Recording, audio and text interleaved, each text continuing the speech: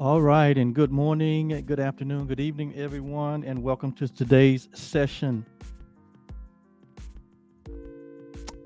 out of a great spiritual book called A Course in Miracles. And today we're going to be looking into Workbook Lesson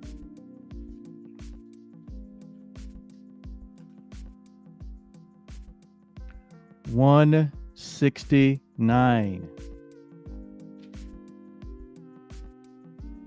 Today we're going to be looking at Workbook Lesson 169.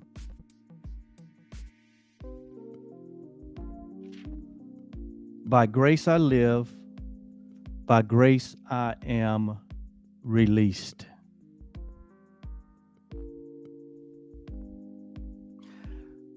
My name is Oliver Blue, and I am your temporary guide on this side.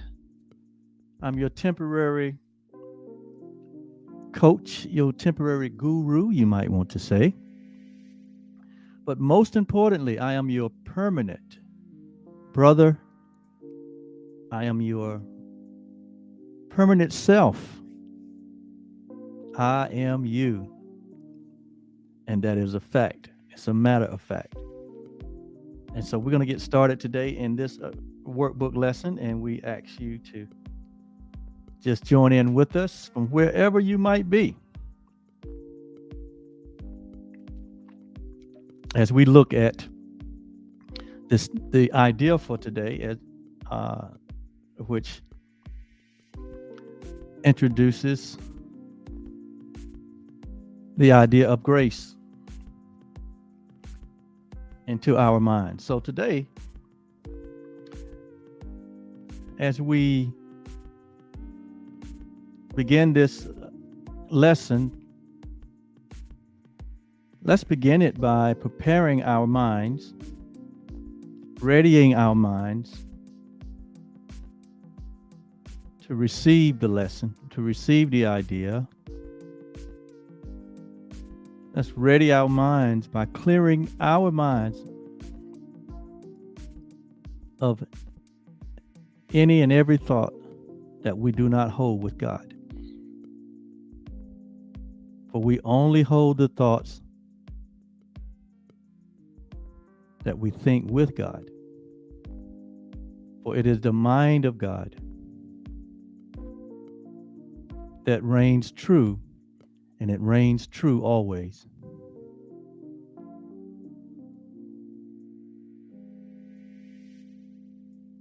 So we are open, we are ready,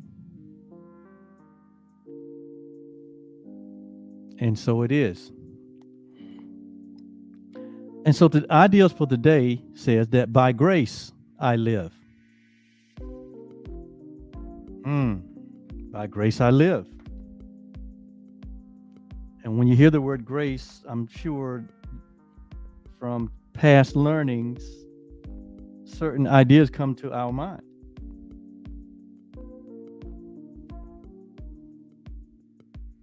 And so it is by grace that I live, or that we live, is the idea for today. We live by it.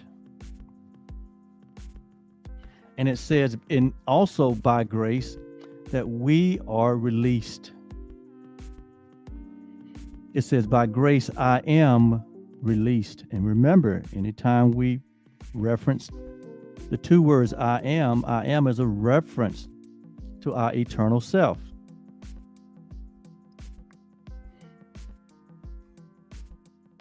It's a reference to our eternal self. Just the word I in and of itself generally is a reference to the mind that appears to be separate or have moved itself from its original state. And it's that mind that is desiring and longing to find its way back to its original state. So even that separated I, there's a grace for that separated I. There is a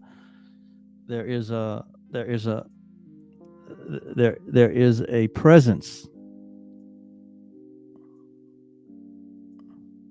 There is a path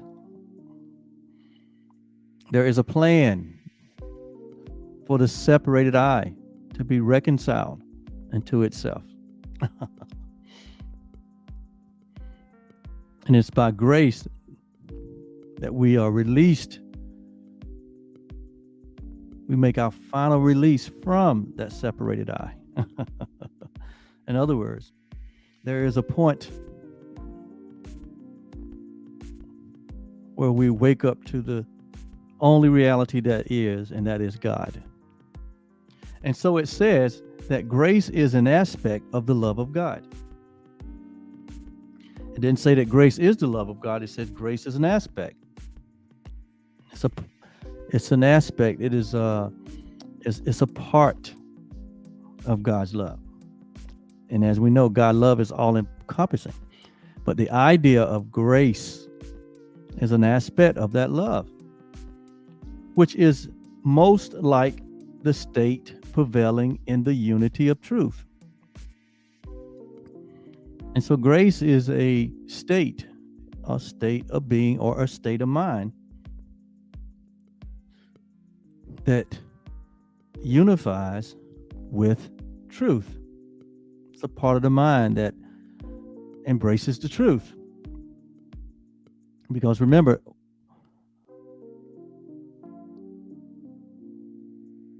the mind appears to be split, but we know in reality it's not split. But the part of the mind that appears to be separate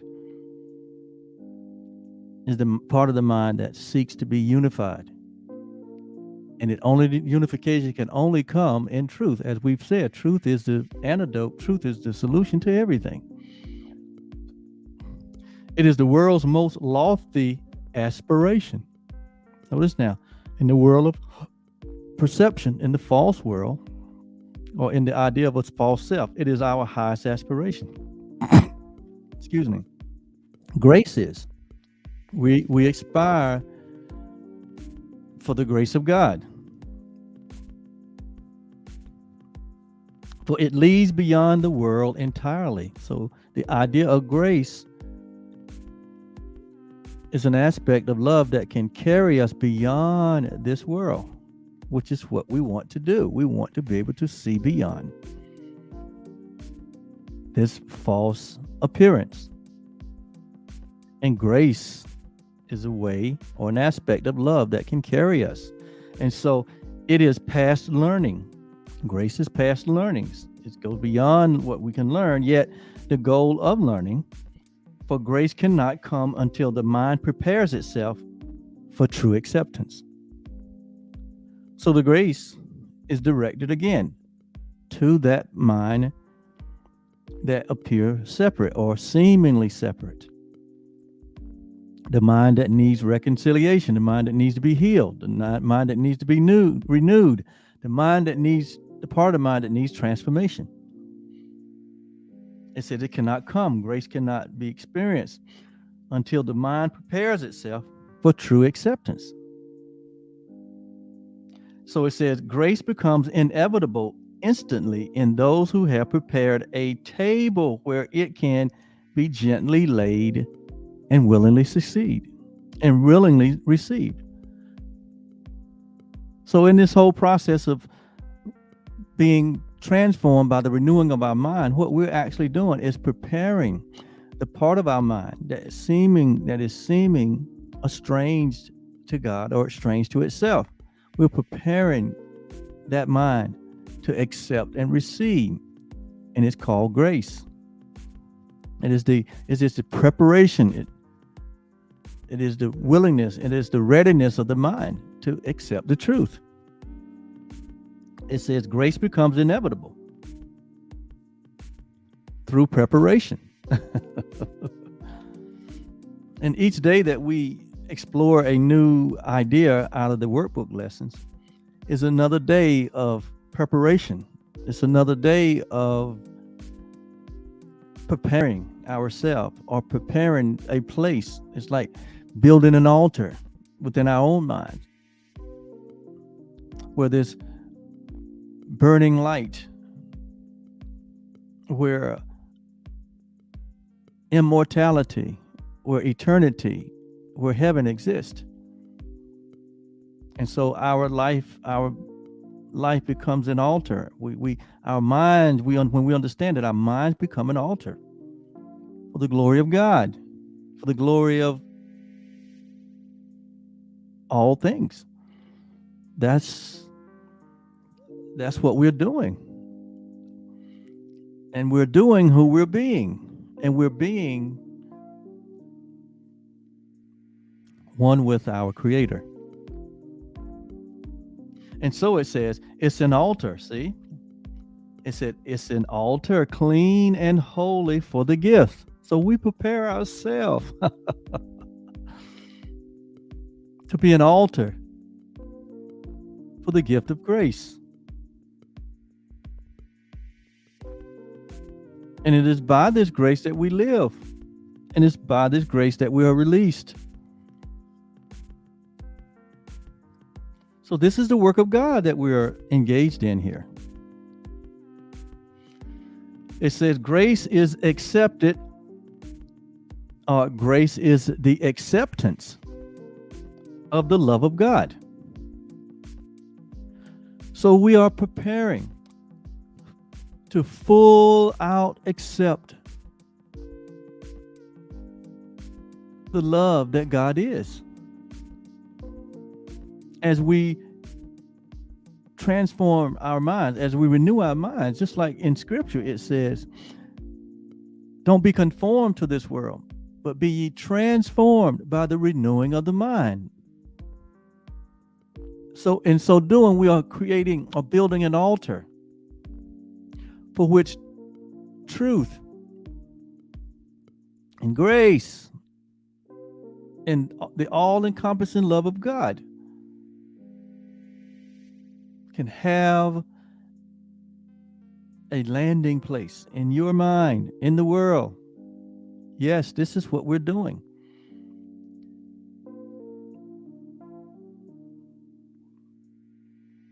So it is the acceptance of the love of God. That's what grace is. Grace is always present. It just has to be what? Accepted. It has to be received. And in so doing, we're receiving the love of God. And as we receive the love of God, we receive it not to be mixed in to our illusions, but we make a full exchange to the point that by grace we live. And so within a world of seeming hate and fear is where we accept the love of God. In a seeming separated world where hatred and fear prevails, seemingly, we but receive the love.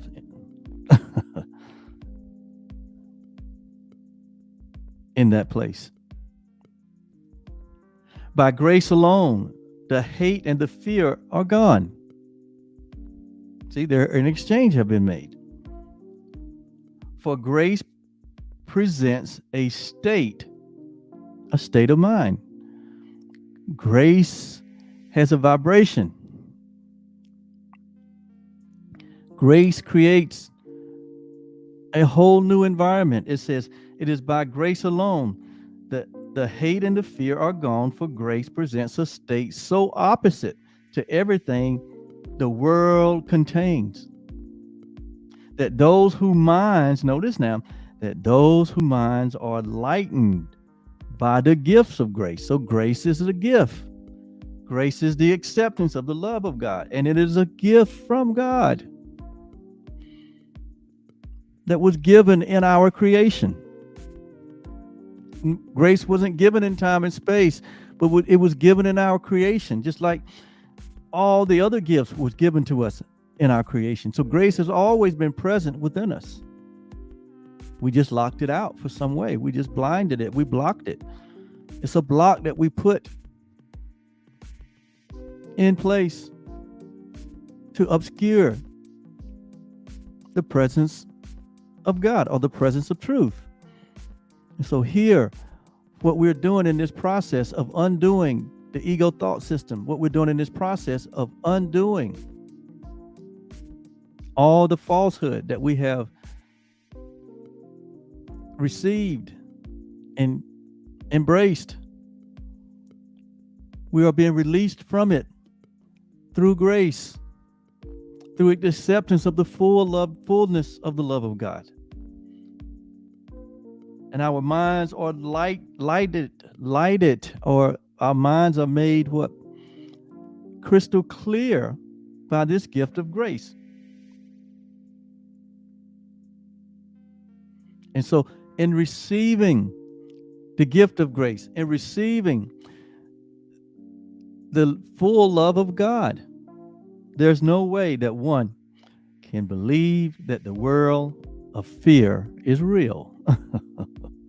So it is the giving up of our belief in an ego world, in an ego thought system, giving up our belief in separation, that grace has a altar, that grace has its permanent, original, eternal space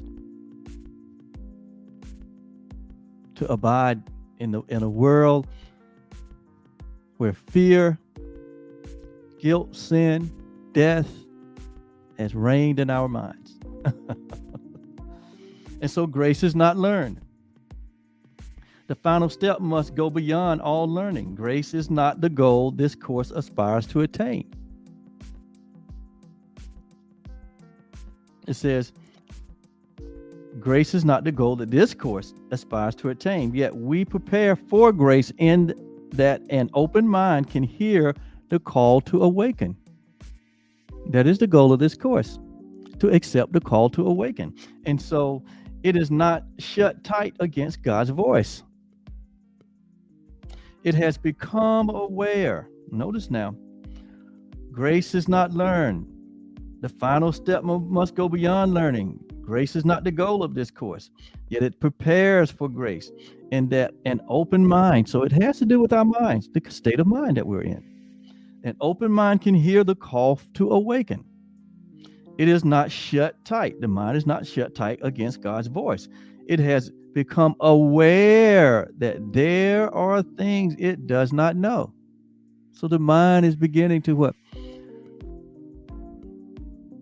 Relax and soften and not be so resistant. But it learned this state of mind by the world. A state of mind that is what? Leavened with fear and guilt and sin and the belief in death. But now that we have continued to introduce these ideas of truth to the mind that appear separate, the mind is beginning to relax. The mind is beginning to be impacted by the truth that is true always, by the light that is shining upon it. And so it says, it has become aware that there are things that it does not know. And thus, remember now, the ego thinks it knows everything. But the mind began to realize that it's being impacted. And it's becoming aware of things that it does not know, and thus is ready to accept a new state, completely different from the experience with which it is familiarly at home. So as we're going through these lessons day by day, week by week, month by month, something is happening to us. Something is happening to us. Something is happening in our minds. We'll begin to really experience what humility is. And humility is the acceptance of the truth. We'll really begin to accept the truth. We'll begin to accept reality. And we can't accept reality and hold on to unreality, but we're beginning to be released one thought at a time, one idea at a time. And it's a wonderful process. So we have prepared, we have perhaps appeared to contradict our statement that the revelation of the Father and the Son as one has been already set. And it has been. The revelation of our true self has already been set. When was it set? It was set in creation. It's not a thing of the past or the future. It's a thing that always has been. Your knowledge of yourself, your awareness of your true self, your reality is set in stone.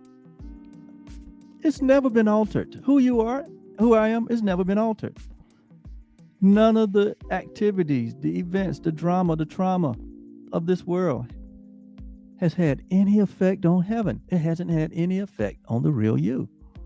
That's what it's saying here. It says, but we have also said that the mind determines when the time will be and has determined it. And yet we urge you to bear witness to the word of God to hasten the experience of truth and speed its advent to every mind that recognizes truth effects on you.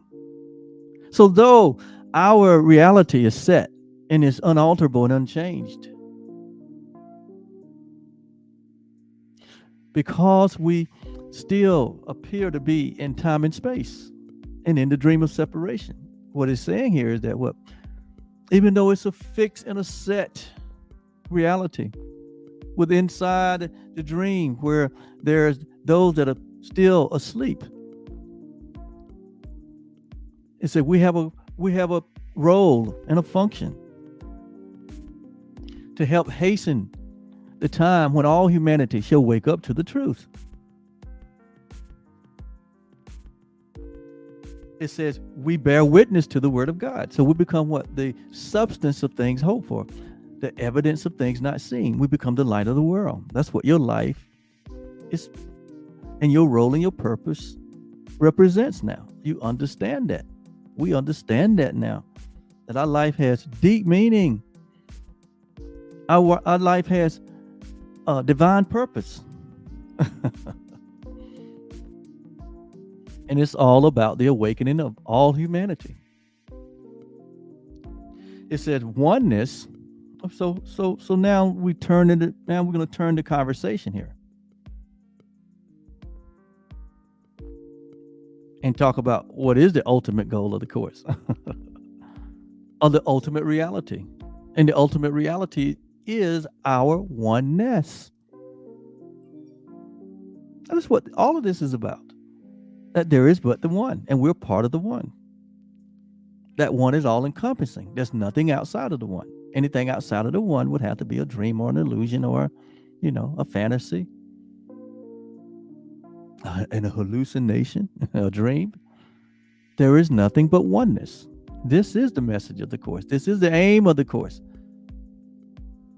For us to wake up to this oneness. It says oneness is simply, notice now, it's just getting ready to go really deep. It says oneness is simply the idea that God is. Let this burn in your heart. Let this burn in your mind. Let this become a part of your mantra, your confession, your declaration that God is. That could be your response to anything that may even have the slightest, that gives you the slightest disturbance. The ultimate response to it is that God is. So what we're saying is that God is, that means that what? Only God is real, or God is present everywhere. That love is present everywhere, and love is all there is. When we say God is, really write this down. Mark these words. These are saving grace words. God is. We have prepared our mind to not only say it, but to understanding and to know it and to experience it. This is the aim of the course. right here. We ain't even got to the middle, and it's just saying, okay, God is. Let's just move all the preliminary out of the way. Let's just go right to the jugular. God is. God is. Let's think about that. Close your eyes and just look and see the words. God is.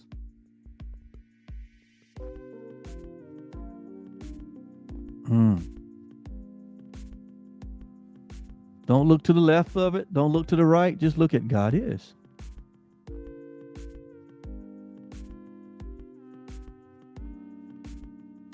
That's how we know that we are in the present moment, by acknowledging that only God is. So it says, let's see what it said. It says, and it's a simple. God is simple. God is not complicated. We are ones which have complicated things. God is very simple. I didn't say that God is simple-minded. I said God is simple. It says it says oneness is simply the idea that God is. God is. I want to beat that drum. God is. God is oneness.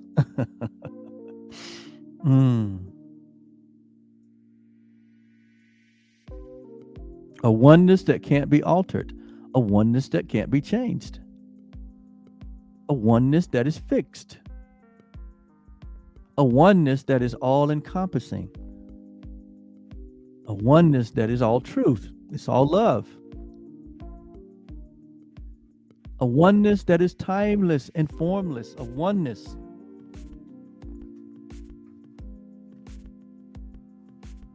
that is eternal and it's ambiguous and it's recognizable, but it can be unrecognized.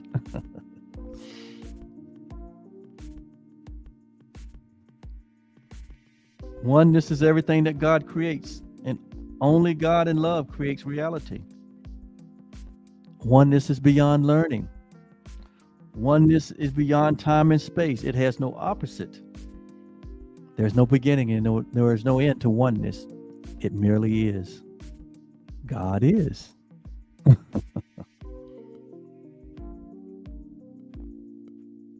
So oneness is simply the idea that God is. And in his being, and in God's being, in other words, God's being is God's reality, and it is God's truth, it's God's love. God's being it is God's all-encompassing. It is his all-encompassing presence. It says, so it's saying, so in his being, God encompasses, here it is, see, all things. Everything is in God. There's nothing outside. That's what oneness is.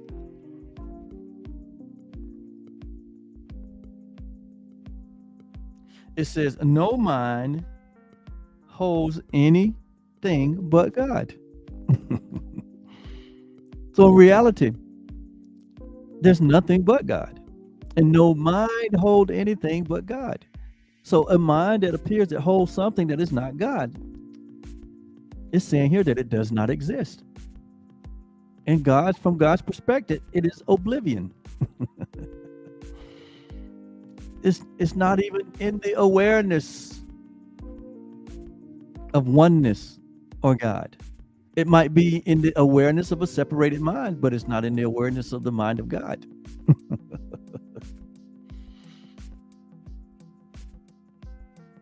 He says, and as we grasp this revelation that God is oneness, as we grasp this revelation that God is one, that is all encompassing, and there is nothing else. He says, we say God is. And then we really don't have anything else to say because we've said it all. We have said it all when we say God is. It encompasses all things from God's point of view. And so it says, we say God is, and then we cease to speak. Why? There's nothing else to be said. We've said it all when you say God is. So when you say God is, that's why I say it's very important to put this in your mantra, put this in your thought pattern, put this in your go-to response. God is. And then we cease to speak because there's nothing else to be said. Why? We've said it all. God is all encompassing. So we don't have to get into this, we've been trained by the world to, come up with all these excuses and all these explanations and, to try to justify this or that, to try to please and to make right. But here we're learning. In reality, all we need to know is that God is. That's all we need to express, that God is in every situation. God is, no matter what it is, God is. And what God is all encompassing, meaning that it's okay, it's all right. It's all working out for the good, for the purposes of God. And that's what we want, because God's purpose is our purpose. God's will is our will. There's only one will. There's only oneness. It's that simple. And so we cease to speak. We just get quiet. But the ego wants us to keep talking. The ego wants us to keep thinking outside of the all-encompassing, pure presence of the love of God. And there's no need to do that unless we're not convinced of who we are. We only do it because we're not convinced of who we are. We only do it because we still give credence to that false self that we made in this false world that we made, and all these false ideas that we made. We're still beholden. We're still beholden. But idea by idea, we're chipping away. We're chipping away till there's nothing else to chip. But this is we have pulled out the jackhammer today with what we're sharing. I mean, the course just said, hey, look, let's put aside the small talk. God is.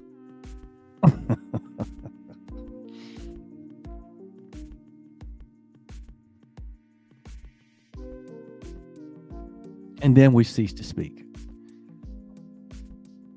For in that knowledge, for in that knowing that God is, simply oneness. And in that oneness, it's all encompassing.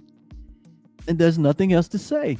For in that knowing, in that knowledge, in that awareness, in that intimacy, in that acceptance,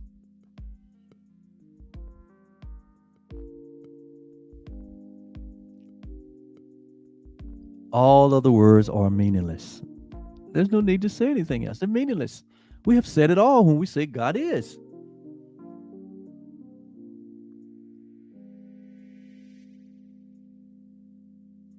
We have said it all when we say God is. Let's get this in our memory bank. God is. Feel into that.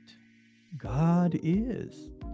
Think about God is in every moment of every day.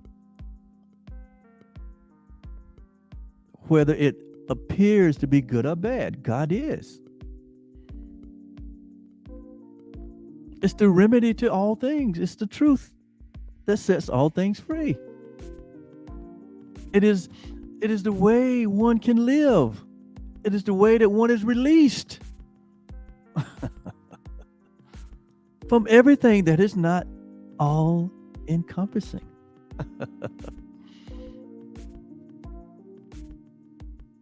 There are no lips to speak them.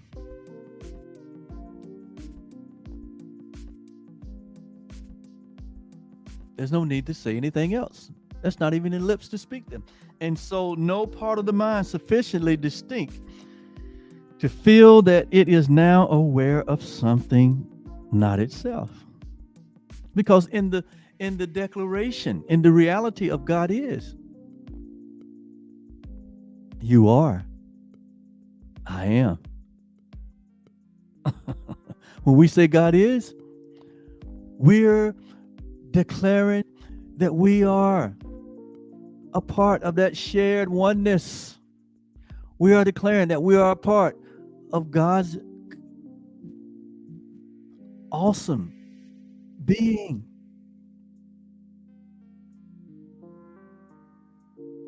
That we are a part of the all-encompassing presence of God. That's what we're saying. So there's no need to say anything else. There's no need to hold or embrace any illusion that you've ever held to, even the illusion of your false self. That's why I said there's no lips to speak it. There's no lips to speak any other words. Why? Because there's no lips. There's only God. And God is not lips. God is not a body.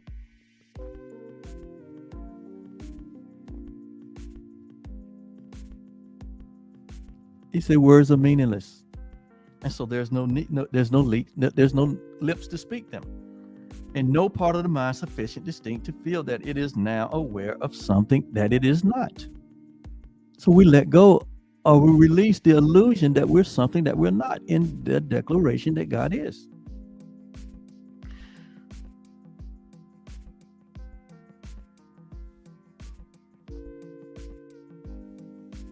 It has united with its source.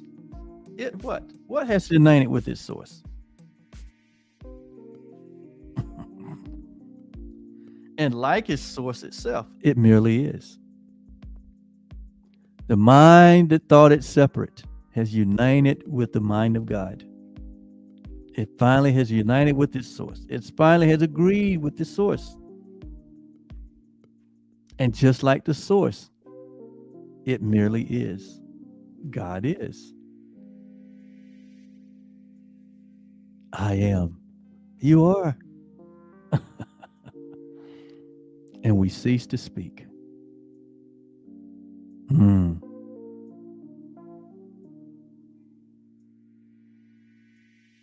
Think about that.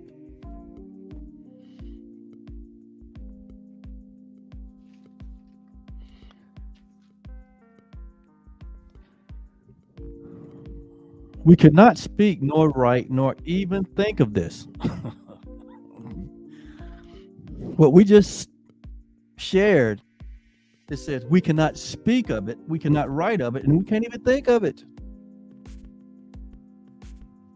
It says, but it comes to every mind when there is a total recognition that its will is God's. So this is what happens when we accept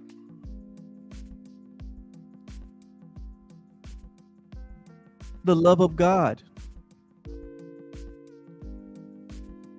And in that acceptance, it's called grace. It's called grace. Grace has nothing to do with unmerited favor, as we've been taught. That's an ego idea. Like we don't deserve it, but God give us unmerited favor. That doesn't line up with the truth. That doesn't line up with love. That doesn't line up with what God done in creating his prized possession called you and me. And then at some point we said, well, it's a merited favor now. That's part of the ego thought system. Grace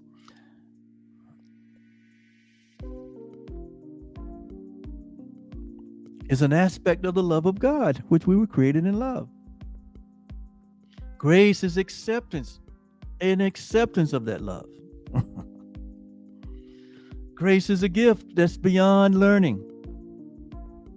It's a revelation of the Father and the Son. It is a recognition that oneness is simply God is. And in all his being, God encompasses all things. So when we say God is, we are encompassing all things. Nothing is missing. Nothing is broken. Nothing is left out. Love has forgotten no one.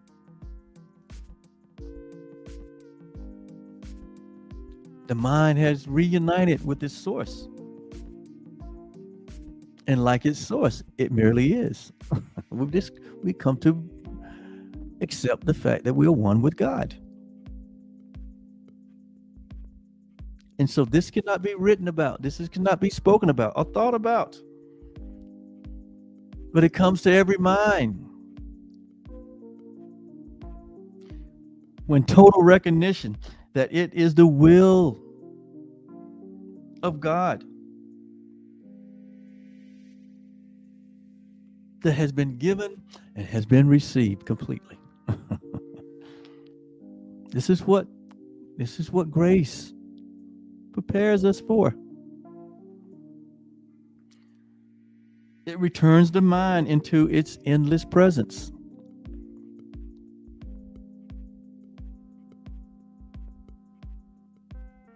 So grace is a return of the mind to its original state,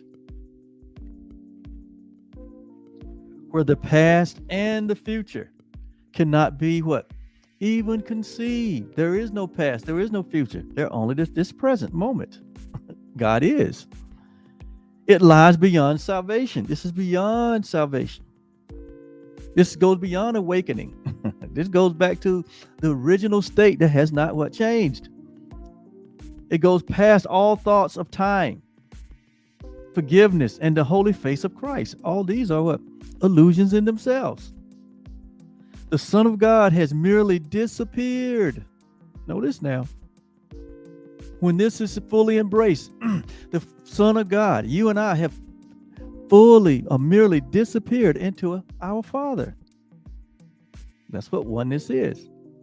We have disappeared into our Father, where there cannot be a distinction between the Father and the Son.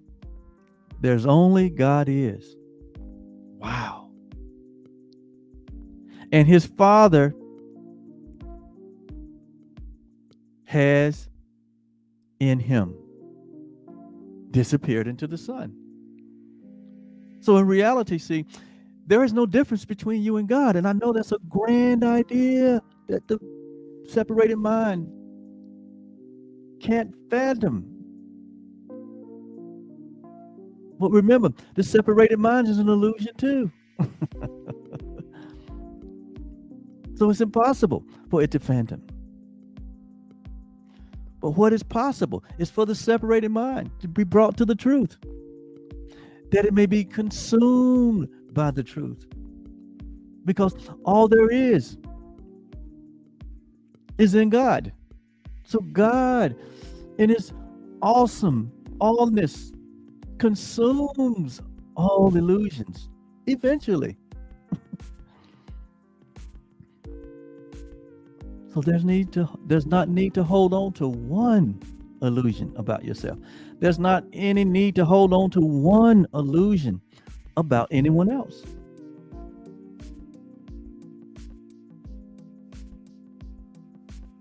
And so we declare in this moment that God is, and it answers all things.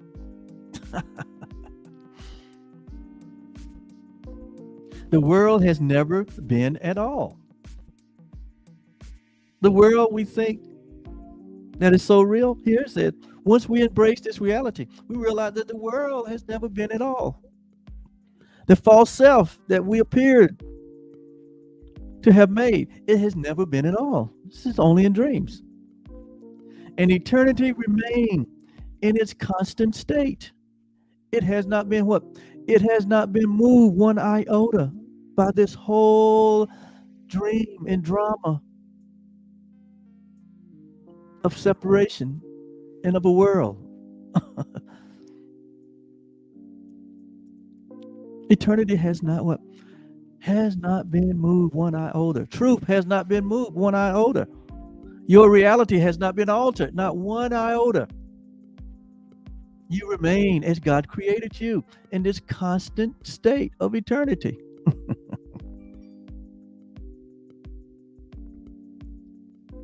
And so this, what we're talking about, is beyond an experience that one can have. It's beyond anything that we could experience. It goes beyond that. However, forgiveness, taught and learned, which we have taught it and learned it here, brings with it the experiences which bear witness that the time the mind itself determined to abandon all but this is now at hand. It's now at hand. In this very instant, this very moment, this truth, this reality is at hand for everyone. Even those that's not under the sound of my voice. It is being made available to everyone. It is knocking on everyone's door.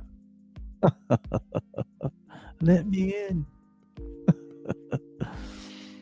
The presence of the Lord is everywhere in every moment, regardless of what the world appears to be, what message it appears to be, what sending. Still standing, unaffected by it, is eternity. Beckoning us to wake up, gently beckoning us to wake up.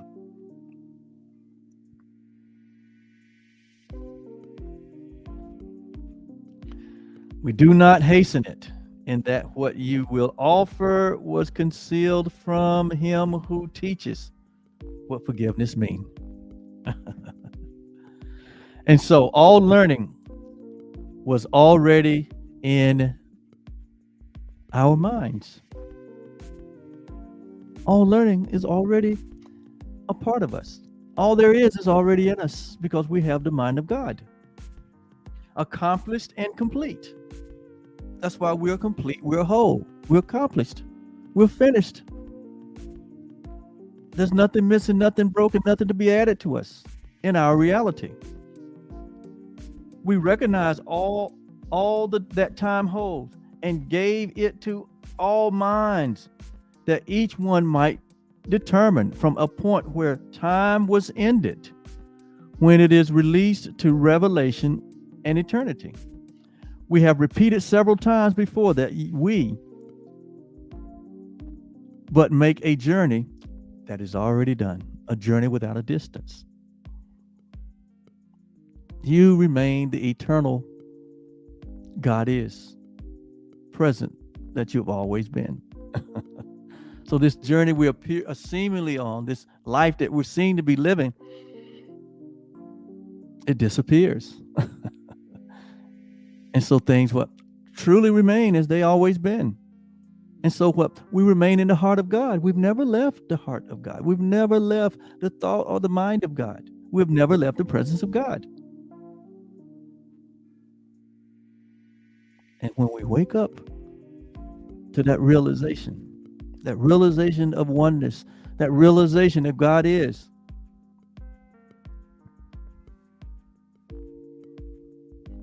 everything changes. All illusions, what? They fade away, they disappear. And now you stand as a bright light. Now you stand as God is in every moment. Can your mind phantom this? For oneness must be here. And oneness is here. Well, oneness must be here. Right now, instantly.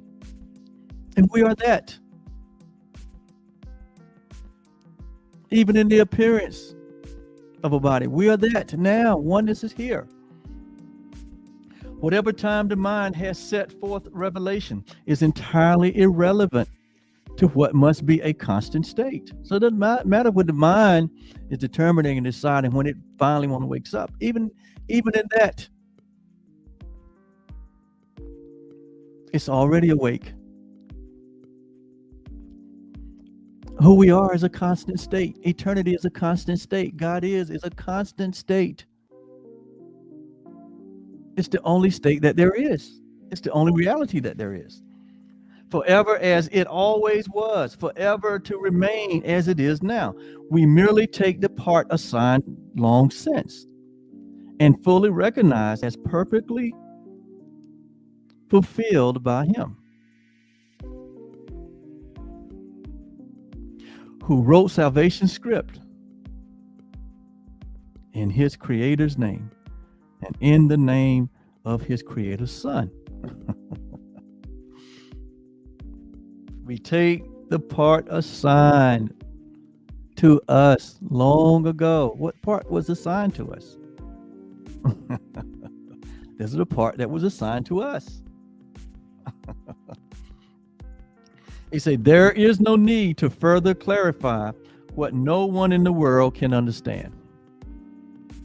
Notice now, the mind of the world can't understand this. It says, no need for clarification. It says, when revelation, notice now, no need for clarification, but when revelation, when something is revealed, he said, but when revelation of our oneness comes, and it comes to every mind, a revelation of oneness comes to every mind. A revelation that God is comes to every mind. The revelation that God is all encompassing comes to every mind. The revelation that the Father and the Son is one comes to every mind. The revelation that we are part of that oneness comes to every mind. It will be known and fully understood by everyone. It will be known and understood by everyone. Will come to know the truth. Every knee shall bow, every tongue shall confess. That's what that means. It has nothing to do with inequality. It has nothing to do with God lording over you or punishing you. That's an ego idea. But every tongue, every nation, every unique expression shall come to the revelation of oneness, and it will be known and fully understood. So our role in the meantime is to be a what? Is to be a declaration of that, to be what? The substance and the evidence of that. By so doing, we help our brothers and our sisters to contemplate, to consider, to open themselves up to what is to come in their own experience.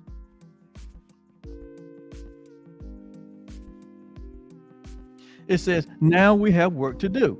For those in time can speak of things beyond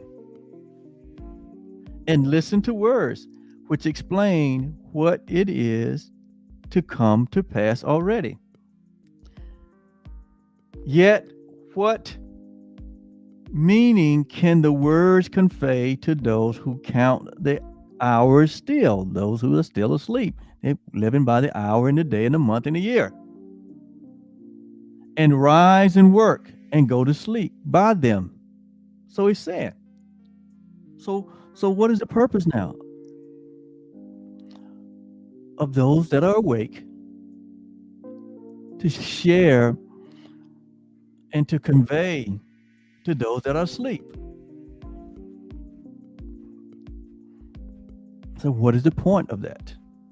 If a revelation is going to come to everyone eventually. So should we hasten the time? Notice now, these are important questions that's leading us into what? More understanding. So it says, sufficient or suffice it then that we have work to do. This is our work. This is the work of God. If you didn't know what your job is, he's getting ready to explain it. He says, suffice it then, we have work to do, to play our part. So we have a part in God's plan for salvation of all the world, for the reconciliation of all the world. It says the ending must remain obscure to us until our part is done. So so the details, we leave those up to God. We just play our role. He said that remains obscure to us. It said it does not matter. For our part is still what all the rest depends on. So our role, now that we are awakened to the truth of our oneness and our God isness and our I amness, well, we have a role because we're here appearing to be here in a dream to this with the sleeping ones. He said, our role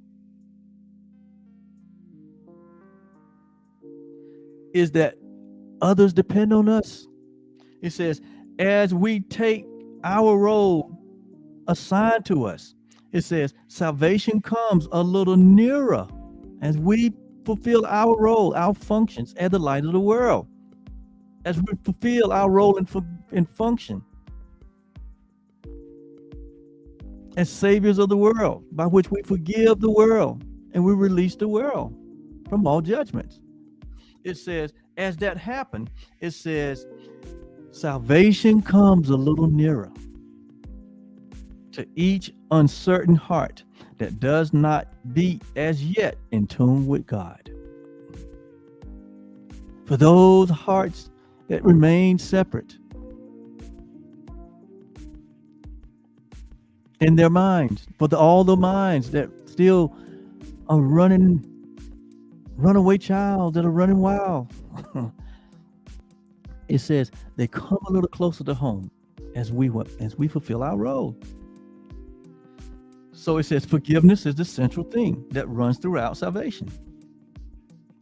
Holding all its parts in meaningful relationships. The course it runs directed and its outcome is sure. And now we ask for grace, the final gift salvation can bestow. Experience that grace provides will end in time, for grace is a foreshadow of heaven, yet does not replace the thought of time, but for a little while. So grace, even in of itself, is a part of the plan. It says the intervals suffices. It is here that miracles are laid to be returned by you from holy instances you receive through grace in your experiences to all who see the light that lingers in your face. To see the bright light, to see the love that is shining forth from you because of your revelation of your oneness, for your embracement of your God isness and your I amness. You have looked into the what? Perfect law of liberty. And just like the great light shined upon Moses, as it says in the Old Testament, when he looked at the shadow of God, you have looked into the perfect law of liberty. You have looked face to face. You have come face to face with your reality. You have become face to face with God. And you realize that it is all the same. It is the light that God is and you are. It's beyond a vision. It's beyond the vision of Christ. It is the absolute oneness that we are. Is there something beyond that? I think not. And so, what is the face of Christ? But he who went a moment into timelessness. See, we've looked into what? Our original state. We've looked into timelessness. We looked into formlessness. And we've seen God is. And we cease to speak. Because there's nothing else to say. There's nothing else to be. We are the ultimate.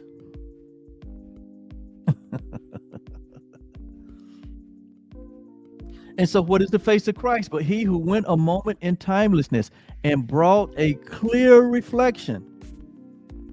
Notice now. We brought a clear reflection of the unity that we felt an instant back to bless the world.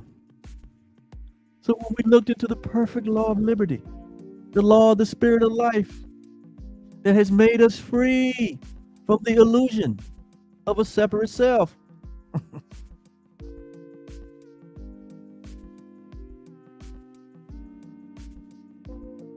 That is reflecting in our presence now. It's reflected in your presence. There's a noticing. People know that you've been in the presence of God. People know that there's a oneness with you that is beyond this world. You may not know it,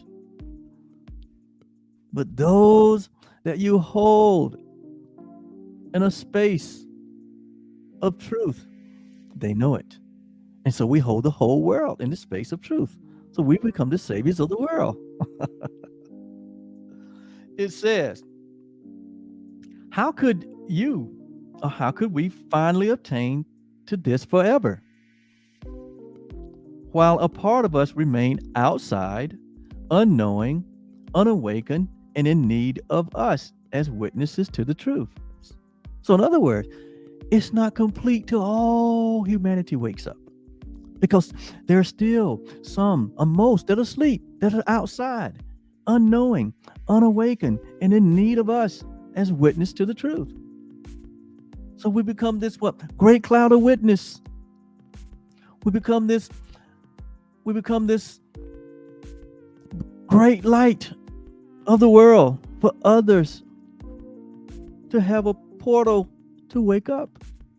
That's how important you are. So be grateful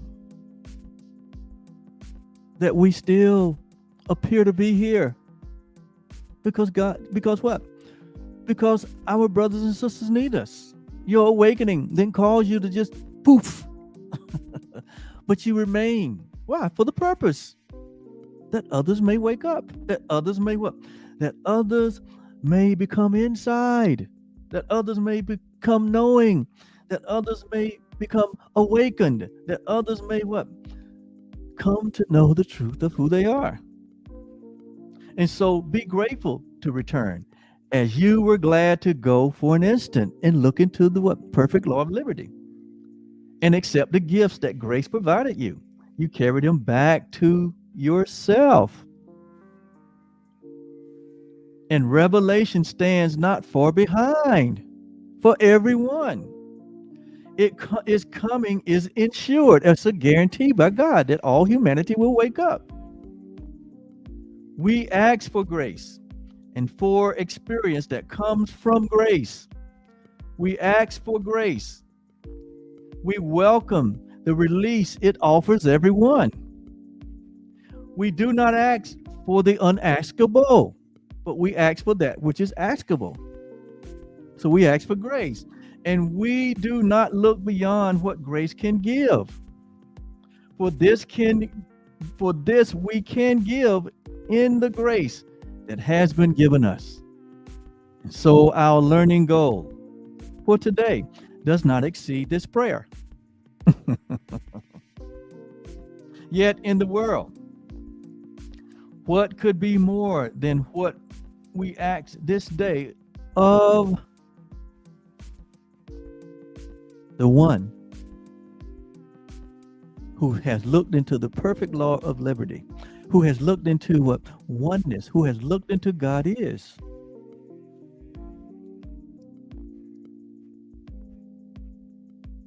Who give the grace we ask. And it is given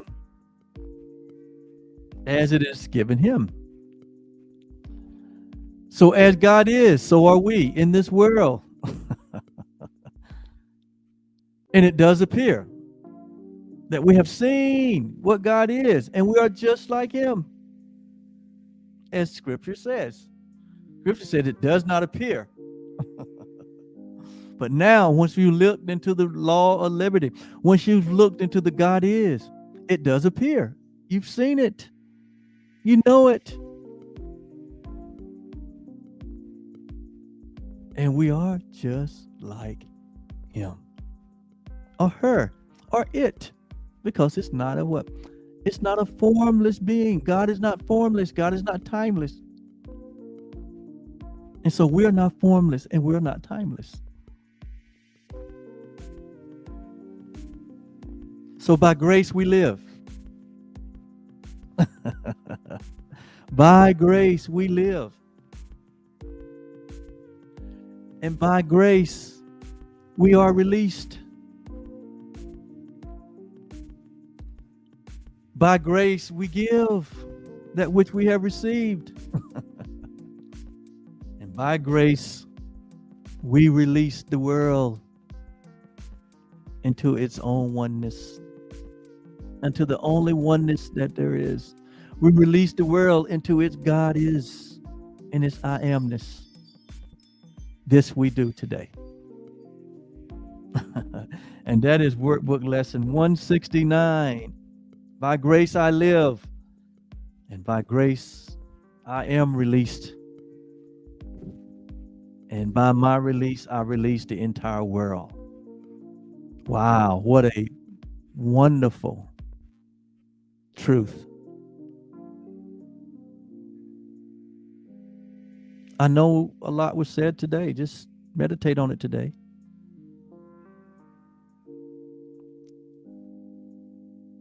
Knowing that we live and that we move and that we have our being in Him. Him who? God is.